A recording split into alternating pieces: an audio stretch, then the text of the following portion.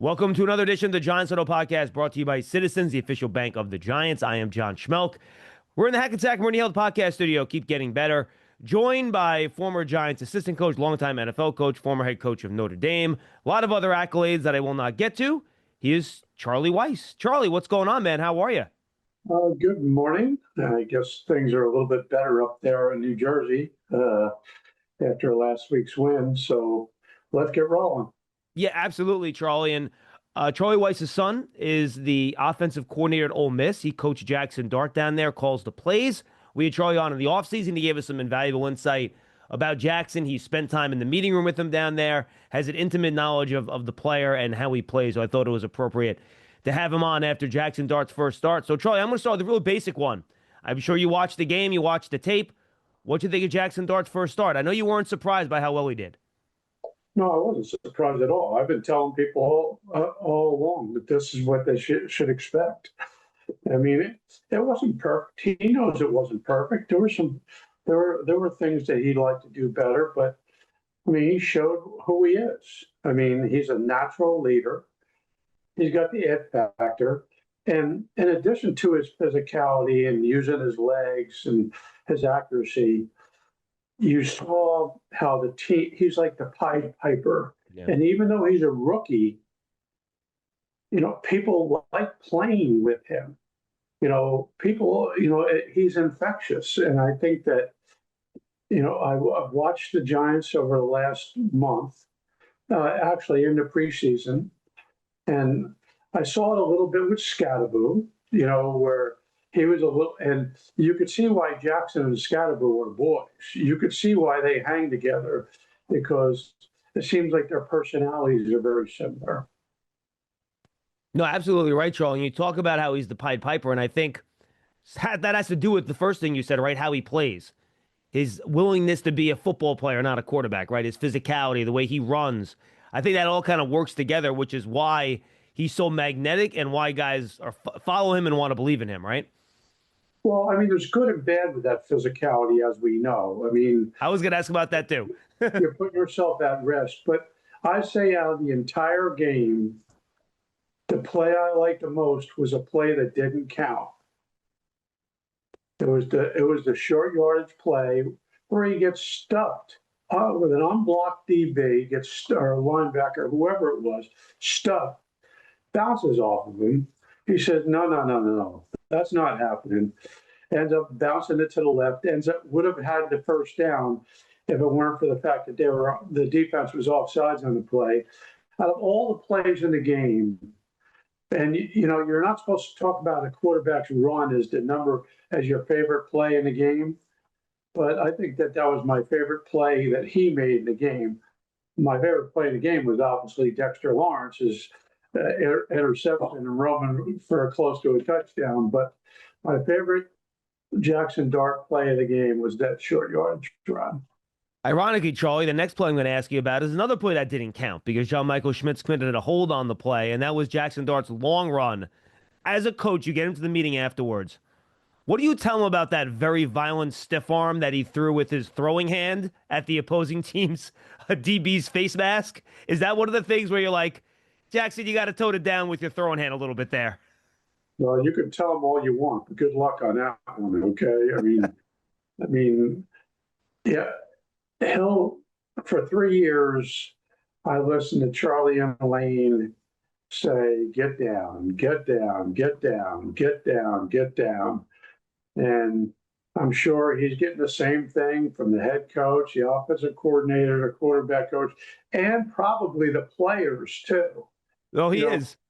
where in college the players weren't telling him to get down. Now I'm sure he's got teammates that are saying, "Hey, you're more important to us, that you're healthy than putting yourself at risk." I'm sure he's going to hear that a bunch of times. Slowly, he'll evolve. I mean, and I'm not saying he's Josh Allen, but when Josh Allen started playing, you couldn't tell him to get down. Right. And he's evolved or years of experience and, you know, vicious hits and things like that. You pick and choose those times, those critical times where you go ahead and risk yourself. and you try to minimize those hits as much as you possibly can. No, absolutely right, Charlie. I'm with you. And I think you don't want to try to pull him back too much because that's what makes him special too, right? It's that competitiveness, wanting to always make a play. So I think there's a balance you have to draw there, right? In terms of, how much you want to kind of. It's kind of like Baker Mayfield, right? Like Baker plays like a maniac, but that's also what makes him special, right? Well, I think right now the Giants need that. Right. They need that's one of the reasons why they made it switch a quarterback, because he brings a different element. Your run game, the Giants' run game looked totally different with that quarterback in there, because now on every single play, that defense has to defend the quarterback run on every play. And it's true on pass rush too. So I promise you, as the Saints are practicing this week, as they're pass rushing on third and long, they're worried about, okay, what's going to happen if we let this quarterback free? And it's not necessarily outside, as you noticed. He steps up inside, his eyes are downfield, and if he sees the hole, he goes ahead and takes it. No, absolutely, Charlie. And I think what impressed me the most in the game, and again, this didn't surprise me either because I think this was all over his tape at Ole Miss when we were all studying him for the draft. His pocket presence and ability to stay calm, even when maybe guys are closing in or the pocket's collapsing a little bit. He had two plays where he stepped up, in the middle of the pocket, up the pocket, and found two players in the middle of the field for the catch. He had the other play to Darius Slayton in the shadow of his own goalpost, where he rolls to the right with his offhand. He's waving to Slayton to run the little comeback on a little off schedule play. He completes a pass there. There was no panic when there was some pressure. And I just thought his poise in those situations was excellent.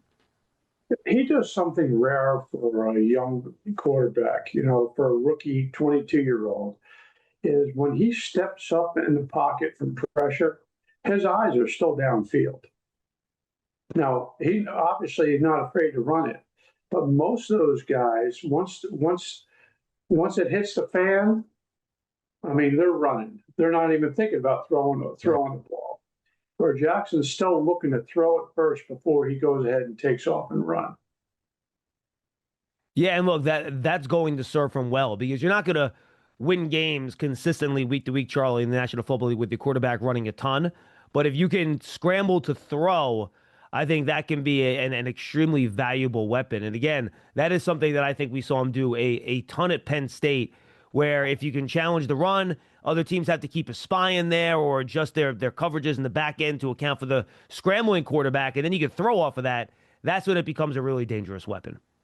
One correction. You mean what he did at Ole Miss? What did I say?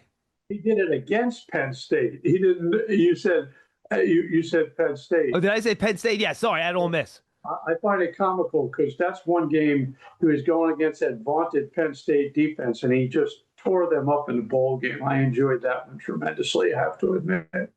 Huddle up, get in here. If you're lined up here, you gotta go over the middle with it to score. Right.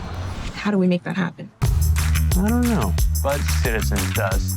Make sense of your money with Citizens, official bank of Eli Manning. Yeah, absolutely.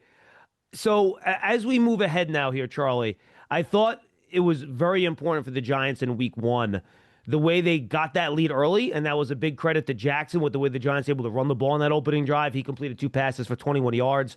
And being able to play from the lead, with the lead, I think it allowed Brian Dable to keep that favorable game script, run the football, not put too much on Jaxson moving forward here. And I think just having that lead with a young quarterback at the helm, and I'd love to get your comment on this, can be so helpful for a play caller to kind of control the game script and control the game so you can use him exactly the way you want. That's true. Let me add one more positive. Did you notice how much pressure Herbert was under all day long? Would you like to know one little tidbit that no one's talking about? Because the Giants played with the lead and the Chargers had to throw the football? With the lead. So now all of a sudden, pass rushers can be pass rushers. Yep. Because when you're playing from behind, I mean, those offenses have run the ball a lot more. I mean, the Chargers barely ran the ball the whole game. They hardly ran the ball. So you have those dynamic pass rushers that can stop worrying about having to play a run and a pass on an equal basis, okay, it makes good pass rushers even better. No, it absolutely does. And how does it help a young quarterback and a play caller coach when you're able? And look, the Giants, their running backs, they didn't average a ton of yards per carry, but the volume was there. They had 30. The running backs themselves, I'm going to take Jaxson out of it, had 32 rushes for 107 yards. How does that help a quarterback, especially a young one, in their first game and moving forward here? If that run game can at least give you the volume and consistent yards on first and second down to keep you in good downs and distances. Well, believe it or not, my philosophy was always it's the volume of runs, it's not the yardage you gain. Because if you're trying to play a complementary game where you can run and pass, and I was a big play action guy, so the more times you run the ball, the more times they have to defend the run, the easier play action pass ends up getting. That's where you get your chunks. Right. You don't get your chunks, very often, unless you get defenders misplaced. And how do you get them misplaced? You get them misplaced in play action. And why does play action become effective? Because of the volume of runs. 100%. And the other thing I want to throw out there too, Charlie, which was impressive for a young quarterback, no turnovers in the game for Jaxson. A big reason the Giants won is because they were +2. The defense set the offense up twice inside the 5-yard line. But the Giants did not turn the ball over. And it's not like there was a drop pick or the one fumbled snap that Andrew Thomas recovered, which is a huge play. But Jaxson never put the ball in danger over the course of this game against, by the way, a defensive secondary in the Chargers who disguise very well and are really good at taking the football away. Hey, I'm not comparing the college opponents to the Chargers, but what were his stats? He was a 10-1 touchdown to interception guy. I mean, it was some phenomenal stat. And when you look at guys who learn to take care of the football, okay, that is a great redeeming quality the quarterback can have. Is taking care of the football. The difference is, even though he was sacked 5 times, sometimes taking a sack is the right thing to do. Believe it or not, because people say, "Well, throw it away." Well, sometimes you can't throw it away, depending on where that pressure is coming from, and sometimes a guy is coming unblocked or unimpeded to you. Sometimes taking a sack is the right thing to do. I'm not encouraging taking sacks, mind you, okay, because offensive line coaches get a big case of agita when sacks are being recorded. Offensive line coaches taking it very defensively when that ends up happening. But I think that, I watched the Giants play a complementary football game. And for all those years of teams, when I've been on winning teams, complementary football has been the key. Even when one side of the ball was better than the other side, you played to that. I played on teams where the defense was better than the offense. You played to your defense. I've been on teams where the offense was better than the defense. You played to your offense. And that game this week, the reason why the Giants beat the Chargers is because their whole team played a good game. Because if one facet wouldn't have played a good game, they wouldn't have won that game. And right now, obviously, if you lose a guy like Malik Neighbors, that's going to be a big blow. But if the Giants play complementary football, they're going to be in every game. There's not one game on the schedule, and that includes the so-called world champion Eagles. The Eagles are not unbeatable if you play a complementary football game. Okay, but you have to be playing a complementary football game. And I think that's what the Giants got this past week. Yeah, and we'll talk about Neighbors and now what Jaxson has to do moving forward, Charlie. Last one on this game, and that's exactly what Tiki Barber and I said on the pregame show before that game on Sunday.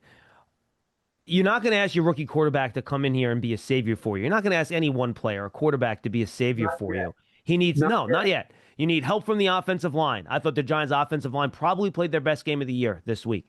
We talked about the running game. We talked about the defense. You needed to put the stuff around the quarterback to give him a good chance to succeed. And really, for the first time this year, Charlie, and again, you want to connect that to Dart, we can. I thought most facets of this Giants team played good, solid football, which allowed them to beat a pretty darn good team in the Chargers. Yeah, and right now Jackson's more a complimentary player. That's what he is at this point. But I remember a few years ago, going back, we had a quarterback change due to injury back in New England, and this young guy came in named Brady. And when he first started playing, we hardly did anything with him. We hand the ball off. Okay, we threw a lot of short passes, threw a little bit of play action, and by the end of the year, he's running a 2-minute drive to win the Super Bowl. I mean, so that's how much changes. I mean, we're talking. You've only played a quarter of the season. You only played 4 games. I mean, you got a long, long way to go in this year, and I think that you're going to watch the Giant offense evolve as Jackson evolves, and I think that the defense. I think that. I mean, this is no disrespect to Russell Wilson, but I think the defense, kind of got a jump start because they know they were playing with a rookie quarterback, and they had to step up a little bit more because a rookie quarterback was in there. John's Huddle Podcast is brought to you by Citizens, the official bank of the Giants. From game day celebrations to your everyday financial needs, Big Blue fans can get the most out of every moment with Citizens. Learn more at citizensbank.com/Giants. Joined by Charlie Weis. And Coach, you talked about expanding the palette now as you move forward with Jaxson Dart. As a coach, when do you know when you can start giving him more? How do you kind of start putting more in? How do you expand that menu for him as you now move along in the season? Depends on who you're playing. I mean, because football is really a lot more simple than fans like to think it is. Every week you sit there, those coaches, by Sunday night, okay, by Monday night for sure, you're sitting there studying the next opponent. Sometimes you do it Sunday night where, you get home, celebrate or moan with your family a little bit. Then the game's over. Then you're already in your mind on to the next game. But if you're sitting there, where coaches earn their money is not on game day. Coaches earn their money, from Monday to Saturday night when they're creating a game plan, implementing the game plan, and getting it, and then teaching the game plan, getting it ready to go. And I think that each week it's its own separate entity. I mean, this week it's New Orleans. So what are their strengths? What are their weaknesses? And I think that as you put more stuff in, which they will, I think it has to be opponent specific. You have the nuts and bolts of the year offense in. Now it's opponent specific. What things that Jackson does well fits this opponent this week? Let's put them in. Yeah, I was talking to your former broadcast partner, Bob Papa, and you talked about the sacks that Jackson took over the course of that game. In 3 or 4 weeks or 5 weeks, Coach, he's probably not going to be taking those sacks, right? He's going to either make a quicker decision, get the ball out, things like that. And we saw a couple plays in the game where maybe he held it. There were a couple guys open down the field. He didn't pull the trigger. As you move along here, how do you help him see that stuff? Or is that something that as he rewatches the game on tape with the coaches the next couple of days, things will slow down for him and he'll start maybe seeing the stuff that he doesn't see in that first game out there? Well, let me just clarify one thing to you, just so you understand. Sometimes when you see a guy wide open, that's not where the play was designed to go. Sure, absolutely. A lot of times people go, why did he throw it to so-and-so? Because he wasn't in the read. That's why he didn't throw it to him. Like if you have a progression read or you have a coverage read and it tells you to go to a specific spot, well, that's where you should be looking. Right. I mean, you shouldn't be looking at that guy who's running wide open just because if that's not in the read. If it gets to him, fine. Okay, but I think that the answer to, I just wanted to clarify that one point. No, 100%. Thank you for that. I even watched the games last night and had, I don't know why you didn't throw it to so-and-so. Were they sitting in the game plan? Yep. Did they know where the play was designed to go? Did they watch if there was any pressure on the play? Did they watch if somebody ran the wrong route? I mean, you don't know those things when you're watching the game. But that being said, I think that I think that he was more inclined to be conservative than risque in those situations. Okay, and I think that it ended up playing out. He ended up winning the game. I think that the more, I mean, look at this is not a conservative kid. No. That's not his nature. Okay, I think he played very, very, very smart. But I think that as he becomes more confident and has more freedom, I think that some of those things you talked about will indeed happen. You mentioned the Malik Neighbors injury. How does that now impact how you get him ready and instruct him for these games, Charlie? Because, if you're playing a team that plays heavy man, it's easy to say, well, you see man defense, you know where you're going with the ball, you're throwing a Malik Neighbors, right? That's not the easy answer that he's going to have now. So as a coach, you lose your top wide receiver, you're talking to your rookie quarterback. How do you have that discussion? What do you tell Jaxson about his approach now without that easy answer of Malik Neighbors and maybe some of those one-on-one situations? Well, two things. The last time I checked, this Hyatt guy is one of the fastest guys in the league. Now, I don't know if he can catch a cold, okay, but I know he can run by people. So what you do is you take different players that you have and give them some of the responsibilities that Malik had. That's number one. Number two, you can get people open versus man coverage. Yep. Just you have to use formations in motion. I mean, who set a rule that you can't go ahead and create situations by coaching to get guys open versus man coverage? Now, if you just detach them and go four open and have them vertical down the field, shame on you. I mean, that's a coach's fault. That's not the player's fault. But in some cases, you use players that have specific skill sets to take off some of the load. And the other ones, you use formations and motions to get people open.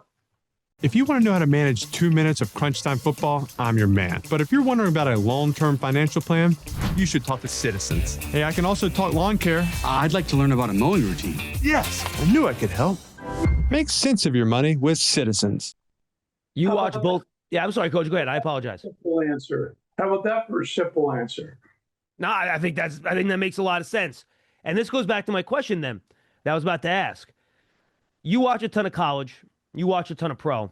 How much more have you seen some college concepts and stuff like that leaking into the pro game as we get further and further along as you get coaches kind of mixing and matching, coming in and out of college and the pros, and basically trying to use these young players as quickly as possible and maybe using some of the concepts that they used in college? Well, I find it comical when you get around draft time and people start, well, he's in a college offense. I mean, are you kidding me? Those college coaches are getting paid a lot of money now, too. I mean, in case you haven't noticed, I mean, it's become big business. The players are getting paid. The coaches are getting paid. I mean, they're not getting paid as much as they are in the NFL, but, there's some serious, it's a big business.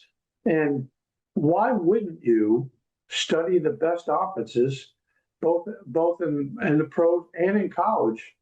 I mean, I know that Charlie looks at a lot of that motion and stuff that Andy Reid does with the Chiefs. Yeah. I know for a fact he does that. And for example, Ole Miss has a quarterback from a Division II quarterback from Ferris State that's lighting it up. Well, not only did they recruit him and sign him, but they took some of the plays that they were running at that school because they liked the concepts. It's a trickle-up effect, not a trickle-down effect. Why wouldn't you use concepts that good offenses or good defenses are using to your benefit? It just would make no sense. All right, two final questions for you. What are the things that you think that Jaxson does really well from a throwing perspective? Is downfield stuff? Do you like crossers? What are some of the things that you think the Giants can really lean into that he showed a lot of success with at Ole Miss that as Giant fans look forward to what this might look like as we move forward down the line here, Charlie, that you think Jackson early in his career could really succeed at the NFL level? Well, I mean, he was the best deep ball thrower in college football last year. Okay, you didn't see very many deep balls in that game. Okay, you already know he's accurate, short and intermediate, but people that have not seen the deep ball yet. And as the year goes on, you'll see some home run shots. I promise you. And by the way, Charlie, I want to give Jackson credit because to your point, he's an aggressive kid. He wants to throw the deep ball, right?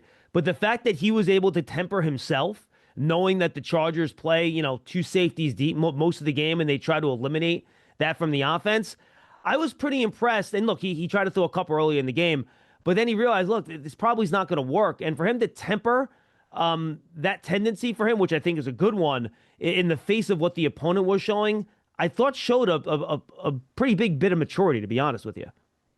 Well, one thing you saw as you watched the game, if you leave a hole in short to intermediate, it's going to be on the numbers. He's going to hit you right in the chest. I mean, he is dead on accurate when it comes to those things. So once you start to establish a little bit of a running game, that makes the offensive lineman happy because the offensive linemen just aren't pass blocking the whole game. Now they can be aggressive and get off the line of scrimmage. That helps the offensive lineman. I mean, now all of a sudden your running backs are happier. Now your tight end's going to become happier because in play action pass, the easiest guy to get open in play action pass actually is the tight end.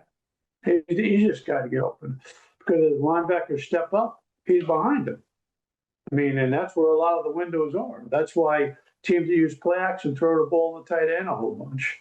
I'm really excited to see how this evolves. And I obviously know Brian very well. I don't know Kafka as well, but I mean, I know Brian very well. And even though Kafka's calling the plays, I know Brian's involved during the week on game planning. He'll say, "What do you think about this? What do you think about that?" And that's what he should be doing anyway. But at the end of the day, I think the Giant offense is going to look a lot different. And you got to pick up the slack when you lose a player.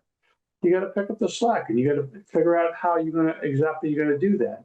I think it's being understated the return and health of number 78. I think it's being understated. I don't think enough people are talking about that. And it isn't just the recovered fumble, which was a huge play in the game. Okay, it's just the fact that he's out there. He's their best offensive lineman, and all of a sudden he's out there playing majority of the game. And he pitched the shutout. He didn't give up one pressure in the whole game. He was good in the run game. He played a heck of a game. All right, final question, Charlie. As Giant fans move forward, you or Jaxson Dart, they're all very excited. What message would you send to them about maybe the trials and tribulations of rookie quarterbacks? You talked about how you had Tom as when he was a young player, the ups and downs, and maybe some of the patience that should be exercised as Jaxson starts to figure things out at the pro level. It's not just going to be like a linear line going up, right? It's going to be a little choppy here or there. Well, you're asking the wrong guy because you're talking to the guy that before anyone was saying this is the guy. I mean, I've been saying it all along. I watched him for 3 years. I watched him evolve. And I can't tell you how many teams I told. I go, this is the guy.